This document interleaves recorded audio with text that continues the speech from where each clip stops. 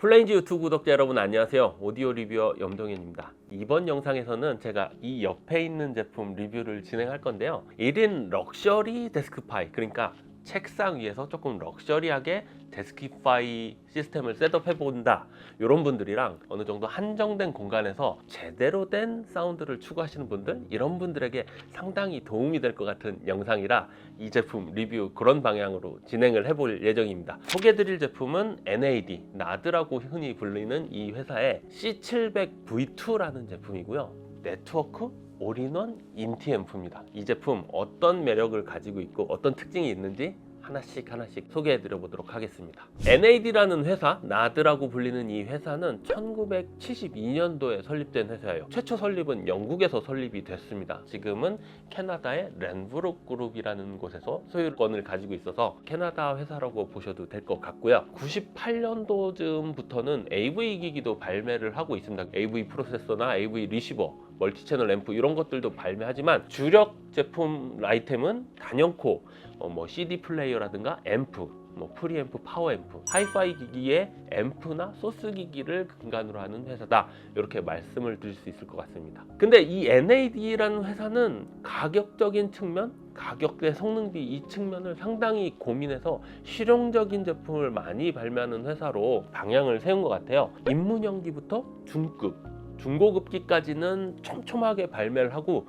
그 이상의 제품급은 발매를 하지 않습니다. 가성비를 상당히 중시하고 있는 그런 회사라고 말씀을 드릴 수 있고요. 오디오 처음 시작하시는 분들이나 어느 정도 구력이 되시는 분들도 상당히 친숙하게 여기는 그런 전통 있는 회사다, 이렇게 말씀을 드릴 수 있을 것 같습니다. 플래그십이라고 부를 수 있는 라인업은 M자로 시작합니다. 이 M이 마스터 라인업의 약자라서 나드의 가장 최상급 라인업 제품이다, 이렇게 생각을 하시면 될 것 같습니다. 일반적인 제품이 이제 클래식 라인업이라고 해서 C라고 그 다음에 숫자가 나가는 그런 명칭 방식으로 제품명이 명명이 됩니다. 오늘 리뷰의 주인공도 클래식 라인업의 C700V2라는 제품이고요. 그 외에도 커스텀 인스톨 제품이 있는 것 같아요. 인월로 매립을 한다든가 커스텀 사양의 그 스피커들을 뭔가 건물에 맞춰서, 그 디자인에 맞춰서 할 때 제품군들도 있었습니다.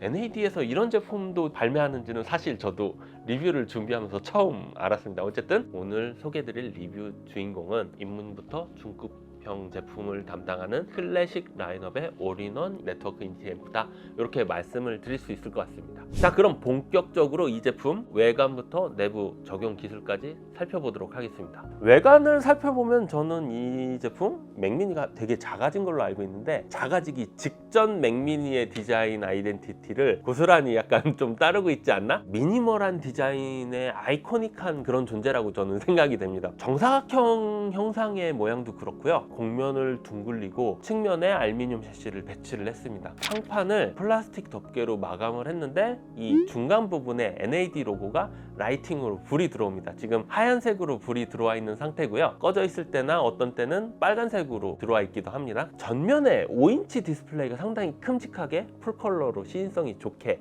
돼 있습니다. 옆에 볼륨 노브 큼직하게 돼 있고요. 볼륨 노브는 눌러서 뭔가 메뉴를 선택을 한다든가 아래 좌우 방향키로 뭔가를 선택한다거나 그런 거에 활용을 할 수가 있는데, 키가 너무 없는 것 같아요, 전면에. 그렇지만 충분히 불편 없이 사용할 수 있다는 점은, 제공되는 리모컨에서 전원을 켜고 끄고 볼륨 조절 다 되고요. 간단한 설정은 여기서 다 가능하고, 사실 리뷰를 진행하는 동안 저는 이 볼륨 노브 거의 만져본 적이 없는 것 같아요. 아이패드나 갤럭시 탭, 핸드폰이나 이런 타블렛 등으로 블루 OS라는 앱을 깔아서 그쪽에서 컨트롤할 일이 훨씬 많았기 때문에 굳이 터치가 지원이 되지 않더라도 전혀 불편함이 없었다는 점은 말씀을 드립니다. 그래서 외관 디자인 정리해보면요, 상당히 깔끔한 디자인으로 라이프 스타일 오디오 기기를 연상시키는 그런 친근한 요소를 가지고 있다고 생각이 되고요. 이런 특징을 말씀드리면서 외관 소개 마치도록 하겠습니다. 자, 이어서 바로 후면 단자 살펴보도록 하겠습니다. 네트워크 올인원 인티앰프라고 말씀을 드렸잖아요. 기능이 상당히 많습니다. 그래서 연결되는 단자도 상당히 많습니다. 다양하게 지원을 하고요. 왼쪽부터 보면은 무슨 트리거 입력 단자가 있어요. 이거는 사실 별로 쓸 일이 없는데 외부 기기랑 연동해서 전원 입출력을 동기화시키는 전원 동기화 트리거 포트가 있는 상황이고요. 3.5 파이 규격으로 지원을 하고 있습니다. 그리고 포노 인 단자가 생겼습니다. 턴테이블 운영하시는 분들 상당히 많은데 MC가 아니라 MM 방식의 턴테이블 운영하시는 분들은 포노라고 써 있는 단자에 RCA 타입으로 연결을 하셔서 턴테이블이랑 들으실 수도 있습니다. 이렇게 연결했을 때 험이 뜨는 경우 그 옆에 보시면은 포노 그라운드라는 단자가 있어요. 이 단자에다가 그라운드 연결을 턴테이블과 하시면은 그 험이 사라질 수 있도록 배려를 해놨습니다. 그 옆에 보면은 라인 인 단자가 RCA 한조가 지원을 하고 있고요. 좀 더 강력한 스피커, 강력한 사운드를 원하실 경우 파워앰프를 연결할 수 있는 프리아웃단도 지원을 하고요. 그 옆에 보면 심지어 서브우퍼 출력 단자도 있습니다. RCA 타입으로 출력 단자가 나가고요. 그래서 외장 파워앰프나 서브우퍼의 도움을 받아서 시스템을 확장하고자 하는 확장성도 고려한 단자가 있다는 점 말씀을 드립니다. 그 옆에 보니까 코엑시얼 인, 토스링크 인이 있네요. 옵티컬 인이라고 되어 있는 이 두 개의 단자는 외부에서 뭐 네트워크 플레이어를 따로 운영하거나 아니면은 TV랑 연결할 때 구형 TV는 HDMI, eARC나 ARC 같은 경우를 지원 안 하는 TV, 구형 TV들도 있어요. 그런 경우에는 코엑시얼이나 옵티컬, 토스링크 방식으로 연결을 하시면 될 것 같고요. 그 옆에 있는 HDMI, eARC 최신 사양의 포트가 탑재가 돼서 최근에는 ARC를 넘어서 eARC라고 해서 고대역폭, 고음질의 음성을 무선실로 넘겨받을 수 있도록 TV에서 연결을 지원하는데요. 그 사양을 지원하는 TV의 경우 HDMI, eARC 단자로 연결하시는 게 가장 품질이 좋다는 점 말씀을 드립니다. eARC는 최신 규격이에요. 그래서 이 제품 지원하는 TV는 당연히 eARC로 붙지만요. 예전 TV 중에 그냥 HDMI가 있고 ARC만 지원하는 TV는 여기에 연결하시면 그냥 ARC로도 하위 호환성 있게 붙는다는 점 말씀을 드리고요. 그 옆에 보면은 유선랜 단자랑 USB를 꼽는 그런 부분이 있어요. 유선랜 단자는 이 제품 네트워크 플레이어 기능이 있기 때문에 네트워크 플레이를 위해서 지원하고요. 무선랜이 내장이 되어 있습니다. 전원 코드만 꽂고 스피커만 연결하면은 이 시스템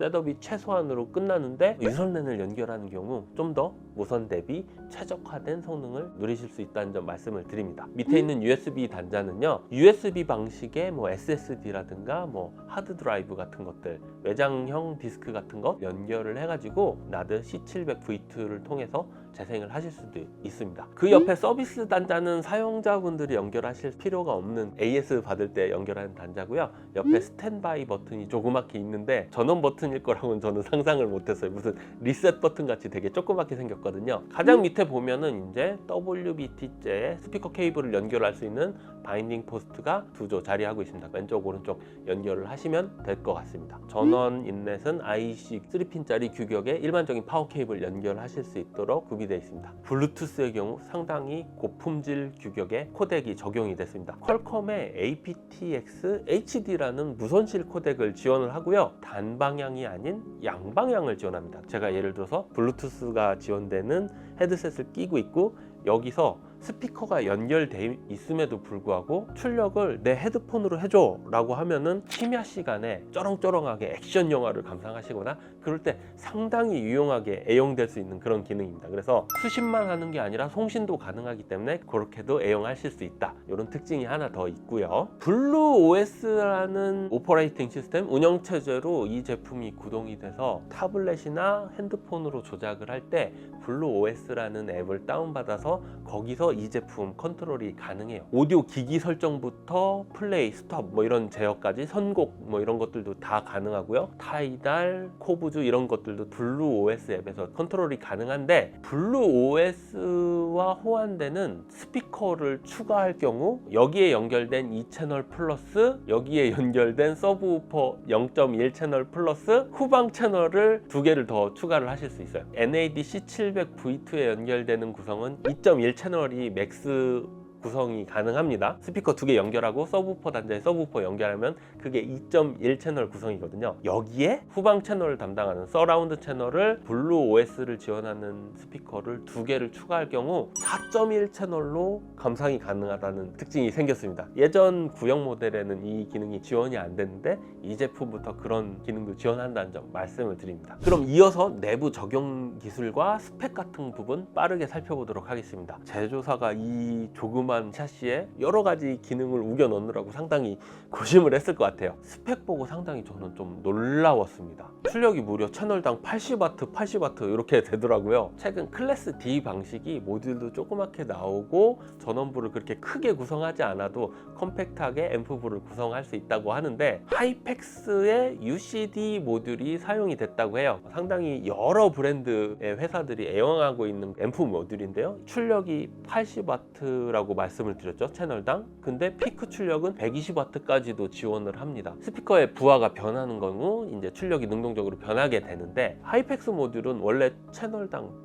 180W까지 낼 수 있는 모듈인데 상당히 보수적으로 튜닝을 해서 안정적이고 좋은 음질을 내도록 튜닝을 한 것 같아요. 내부 DAC 칩셋도 무슨 변화가 있는지 구형 모델 대비 살펴봤는데 ESS 9028이라는 상당히 고급 칩셋을 사용을 했습니다. 24비트 192kHz 풀스펙의 PCM 디코딩 다 지원을 합니다. 그리고 내부 프로세서 칩셋을 뭘 썼는지는 정확히 밝히지는 않고 있는데 블루 OS 탑재를 했다고 말씀드렸잖아요. 이 운영체제가 상당히 그래픽적인 요소도 많고 세부 메뉴도 많고 그래서 구동하는데 버벅일 수도 있는 OS일 수도 있어요. 이 제품 AP가 프로세서가 뭐가 탑재됐는지는 모르겠지만 상당히 빠릿하고 부팅도 빠르고 블루 OS 구동도 안정적이고 매끄럽게 잘 구동됐다는 점 말씀을 드리고요. 웬만한 현존하는 무선 연결 스트리밍 규격은 다 지원한다고 보시면 됩니다. 룬레디 인증받아서 룬 지원하고요. 타이달 커넥트는 타이달 선곡을 하는 순간 타이달 서버랑 직접 이 기기가 연결이 돼가지고 조금 더 고음질로 재생할 수 있는 그런 방식이죠. 타이달 기본 지원뿐만 아니라 타이달 커넥트도 지원하고요. 스포티파이도 지원하는데 동일한 방식으로 스포티파이 커넥트도 지원을 합니다. 이런 네트워크 플레이 방식뿐만 아니라 애플의 에어플레이 2를 지원하기 때문에 이런 모바일 기기와의 연동성도 상당히 좋아졌고요. MQA 풀 디코딩 당연히 다 지원을 하고요. 그뿐만 아니라 또 다른 특징이 하나 더 있습니다. 디락 라이브 룸 콜렉션이라고 들어보신 분 있으실까 모르겠는데요. 디락 라이센스를 구입을 하셔서 디락 라이브 룸 콜렉션을 하시면은 시청 설치 공간의 특성에 맞게 음을 최적화해서 출력할 수 있는 상당히 선호되고 인기 있는 그런 기능인데 이 제품에서마저도 지원된다는 점 말씀을 드리고요. 무게는 4.8kg 정도로 그렇게 묵직하지는 않습니다. 작지만 큰 출력을 내는 제품이다, 이렇게 말씀을 드릴 수 있을 것 같습니다. 기본 제공되는 IR 리모컨도 상판 패널을 알루미늄으로 헤어브러시 처리됐네요. 알루미늄으로 덧대놨어요. 상당히 좀 고급스러운 느낌이 납니다. 이런 점도 참고하실 필요가 있을 것 같고요. C700 오리지널 제품이랑 C700 V2 뭐가 다르지? 잘 모르겠는데? 라고 생각하시는 분들이 있으실 것 같아요. 5가지 차이점으로 제가 정리를 드릴 수 있어요. 첫 번째로 C700 V2는 MM 방식의 폰호단을 지원을 하고요. DAC 칩셋이 ESS 9010에서 9028 칩셋으로 좀 더 고급화된 칩셋으로 바뀌었다는 점 말씀을 드렸고요. 그리고 세 번째는 HDMI 단자에서 돌비 디지털 디코딩을 지원한다는 점을 말씀을 드릴 수 있을 것 같습니다. C700 오리지널 제품도 HDMI eARC 포트가 있었어요. 근데 PCM 디코딩만 지원했었나 보더라고요. 그렇게 되면은 넷플릭스나 디즈니 플러스, 스테이지 플러스 이런 앱들 대부분 PCM도 있지만 돌비 디지털, 돌비 애트모스 심지어 이런 음원도 많이 스트리밍으로 날라오긴 하는데 그런 음성을 디코딩을 못하는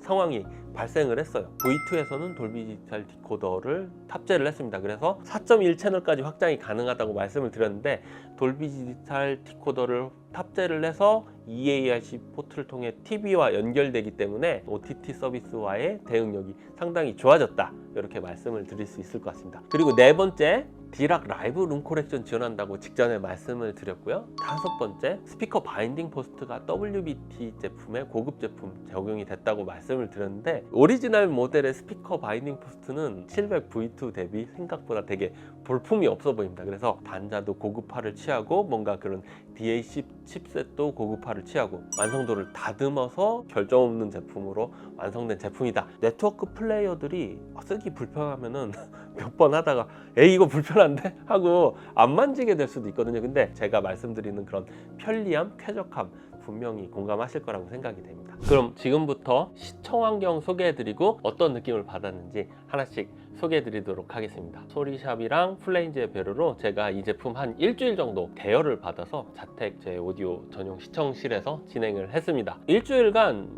매칭된 스피커가 그렇게 많지는 않아요. 주로 B&W 805S라는 제품이랑 매칭을 했었고요. 스피커 케이블 같은 경우 오디오 퀘스트의 로켓 88이라는 제품 연결을 했고요. 뭐 중급기에서 많이 사용될 법한 스피커 케이블입니다. 파워 케이블도 고급기를 연결할까 하다가 와이어월드 스트라투스나 아니면은 뭐 트랜스페어런트의 하이 퍼포먼스 각 브랜드의 최입문기에 적절한 가격대의 케이블을 연결을 했다는 점 말씀을 드리고요. 시청은 일반적으로 가장 많이 쓰실 법한 스트리밍 서비스를 이용을 했고요. 코브즈랑 타이다를 통해서 시청을 하는데 가급적 코브즈로 들으려고 노력을 했다는 점 말씀을 드립니다. 시청평 요약해서 결론부터 말씀드리면 덩치가 작은 제품이라 제가 약간 좀 걱정하는 뉘앙스로 설명을 드리긴 했는데 전혀 그럴 필요가 없는 제품이라고 정말 자신 있게 말씀을 드릴 수 있을 것 같습니다. 이 사이즈랑 이 실제 판매 가격과 뭐 출력 등을 고려했을 때 805S가 잘 구동되지 않았을 때의 음을 저는 잘 알거든요. 너무나도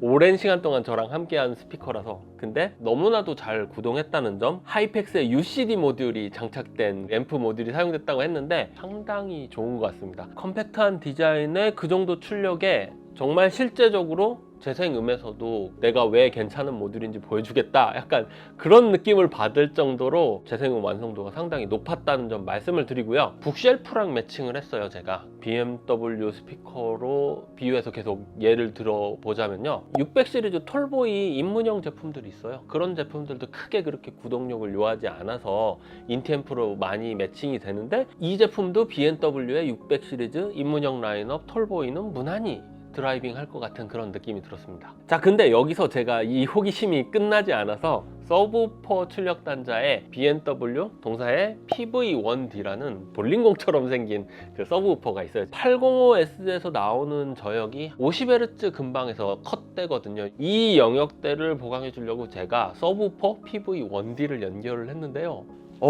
저역대가 보강이 되면서 주파수 대역이 자연스럽게 확장되면서 너무나도 즐거운 고품질의 재생음을 들을 수 있었고요. 그냥 또 다른 세계가 열렸다는 점을 말씀드리고 싶습니다. C700 오리지널 모델을 쓰시는 분들이나 이 제품 연두에 두신 분들 처음에 다 구입 안 하셔도 되는데 나중에 서브우퍼는 한번 물려보시는 걸 추천드리고 싶은 경험이라는 점 말씀을 드리고요. 서브우퍼를 연결을 했을 때 블루 OS 앱에서 크로스오버 포인트만 조절이 가능했어요. 서브우퍼 출력을 쓸 건지 말 건지 온오프랑 거리를 설정할 수 있는 그 딜레이 기능은 없다는 점은 말씀드리지만, 적절한 일반적인 스피커 사이에 서브우퍼를 놓는다거나 너무 멀리 떨어진 위치가 아니라면은 프론트 대비 딜레이를 주실 필요는 없을 것 같아요. 크로스오버 포인트만 잘 설정하시면은 충분히 만족스러운 사운드를 들으실 수 있다는 점 말씀을 드리고요. 전반적인 음질 특성을 말씀드려 볼게요. 되게 토널 밸런스가 안정적으로 평탄하게 무난한 느낌입니다. 약간 음색적인 느낌에서 따스한 느낌이 들기도 했어요. 사실 이 가격대에 올인원 제품이잖아요. 올인원 기기이기 때문에 저는 기대치를 많이 낮췄는데 그거보다는 월등한 성능이 들려서 제가 이렇게 자신 있게 말씀을 드릴 수 있는 것 같고요. 볼륨을 높이더라도 소라운스러운 느낌이 들지 않고 안정적인 토널 밸런스를 유지해서 기본기가 상당히 탄탄한 제품이다, 이런 느낌을 받았습니다. 고역이 약간 개성적인 표현이 있기는 해요. 어쩌면 어떤 음악에서는 되게 매력적으로 다가왔고요. 어떤 거는 이런 특징이 있구나 이 정도로 넘어가기도 했는데, 이 가격대에서는 큰 단점은 아니라는 점 말씀을 드리고요. 클래스 D를 써서 효율이 좋고 출력이 좋은데 약간의 미지근한 느낌이 있는데, 이게 여름철이 됐을 때 어떨지는 약간 의문이 들기는 합니다. 근데 그것도 큰 단점은 아니라고 생각이 돼서, 또 다른 재생음 특성으로는 이미징 특성을 말씀을 드려야 될 것 같아요. 무대를 되게 아기자기하게 잘 꾸미면서 포커스가 탁 잘 맺히더라고요. 중앙에 보컬의 음상이 딱 맺히고 뒤에 있는 뭐 기타 세션 주자라든가 피아노 연주 주자라든가 드럼의 배치 이런 것들이 이미징이 너무나도 잘 잡혔습니다. 노이즈 플로어가 때에 따라서 조금 높은가 라는 생각이 들었지만 이 가격대에서 전혀 문제가 아니라는 점 말씀을 드리고요. 좋은 전원 장치나 좋은 케이블을 투자하시면 그런 부분은 또 해소가 가능하니까 꼭 이 제품만의 문제는 아니라고 생각되기도 합니다. 첫 곡으로는 재즈 넘버를 골라봤어요. If I Had You라는 곡을 들어봤는데요. 북셀프랑 처음에 연결을 했단 말이죠. 제가 805S가 그렇게 울림음이 막 풍부하거나 베이시스 양감이 많거나 그런 스피커는 아니라고 생각이 되는데 충분히 여유롭고 풍부한 베이스를 잘 이끌어내더라고요. 스피커 제동도 잘 되고 깔끔하게 잘 떨어지면서 뭔가 지저분하게 음이 나지 않는다는 거는 앰프가 충분히 구동력이 받쳐주기 때문에 나오는 토널 밸런스라고 생각이 돼요. 토널 밸런스 뿐만 아니라 해상력이 상당히 준수하더라고요. 드럼 악기가 주는 타격음이나 치찰음, 건반의 타격음 뭐 이런 것들 귀가 피곤하지 않을까 정도의 그런 해상력이 아니라 편안하면서도 충분한 정보량을 표현해주고 있었고요. 구동이 잘 안 되면은 리듬 앤 페이스라고 해야죠. 박자감이라는 요 측면에서 별로인 경험인 그런 기기들이 있어요. 이 제품은 전혀 그런 문제 없이 박자감 느낌을 너무나도 잘 살려서 그 매력적인 곡의 느낌을 잘 느낄 수 있었습니다. 서브우퍼를 이 곡부터 연결을 하기 시작했는데 저음이 이제 많이 나면 중고역을 마스킹하는 경우도 있지만 잡아먹거든요. 근데 깔끔하게 크로스오버 포인트를 잘 설정을 해가지고 아랫대역을 잘 받쳐주니까 너무나도 풍요롭고 여유로운 사운드에 저는 음악에 취하면서 첫 곡 감상을 마칠 수 있었습니다.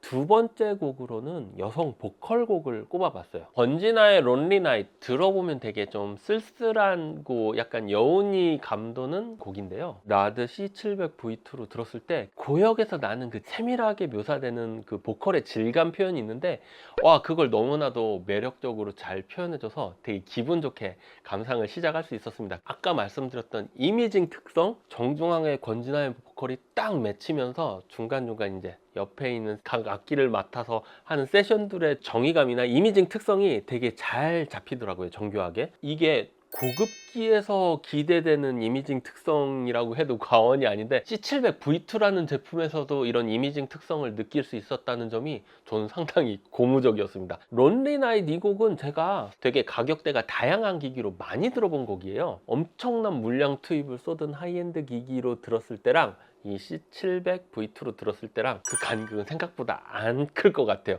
이런 곡만큼은 C700V2 상당히 선전해주고 있다, 이렇게 자신 있게 말씀을 드릴 수 있을 것 같습니다. 전반적으로 아련하고 쓸쓸한 감정이 정말 뭉클하게 다가오더라고요. 곡이 가지고 있는 감정 전달을 얼만큼 충실하게 잘 하느냐도 오디오 기기를 평가하는 덕목으로 상당히 중요하게 보는데요, 높은 점수를 줄 수 있을 것 같습니다.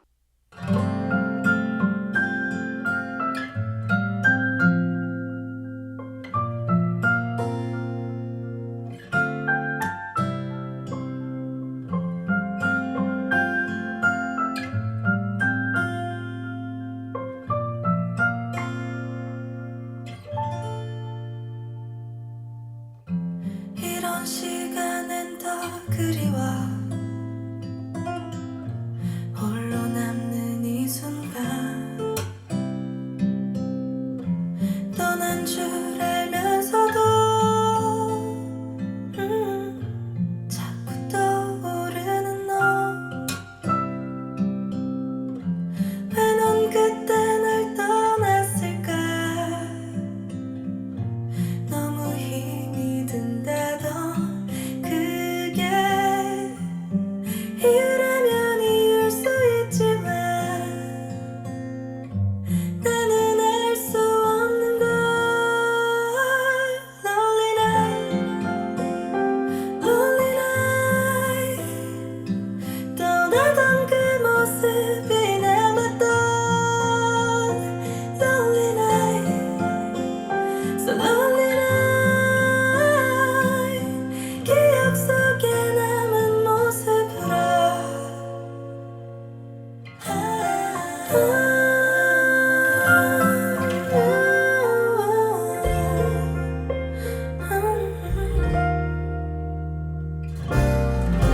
이런 시간들이 외로워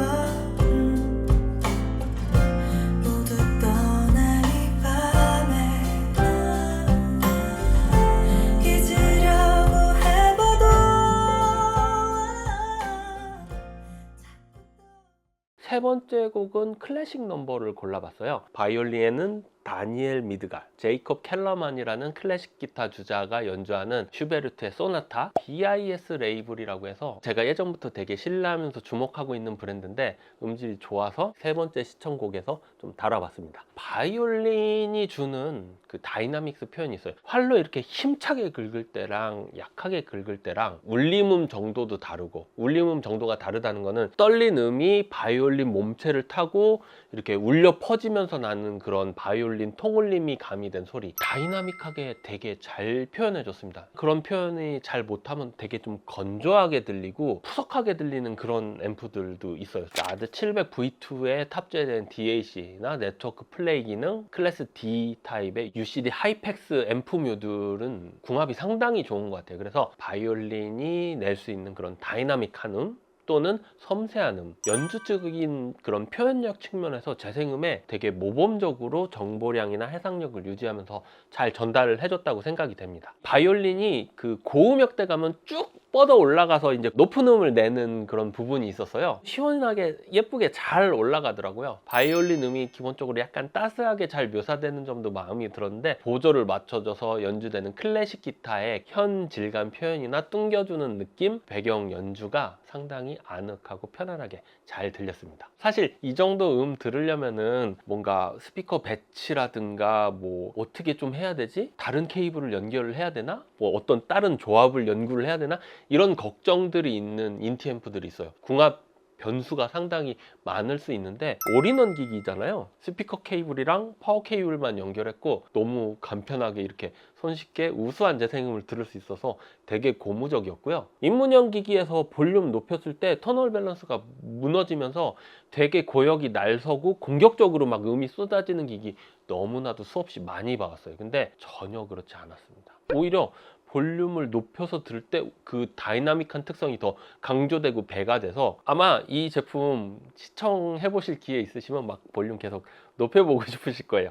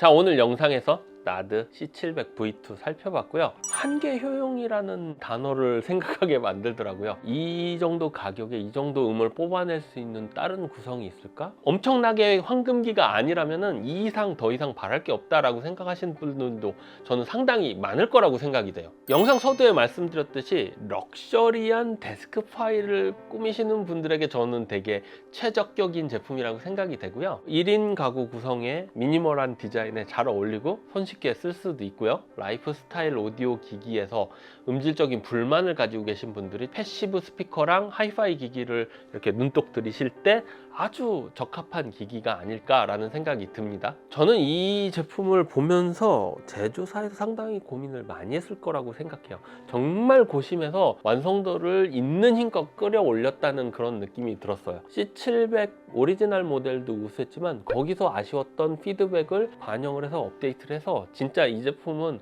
완성도가 너무 높은 것 같습니다. 오래오래 생각이 날 것 같은 그런 제품이고요. 꼭 한번 들어보시고 이 제품 제대로 한번 평가를 해보셨으면 좋겠습니다. 이 정도로 오늘 제품 소개 마치도록 하겠습니다. 리뷰어 염동현이었습니다. 시청해주셔서 감사합니다.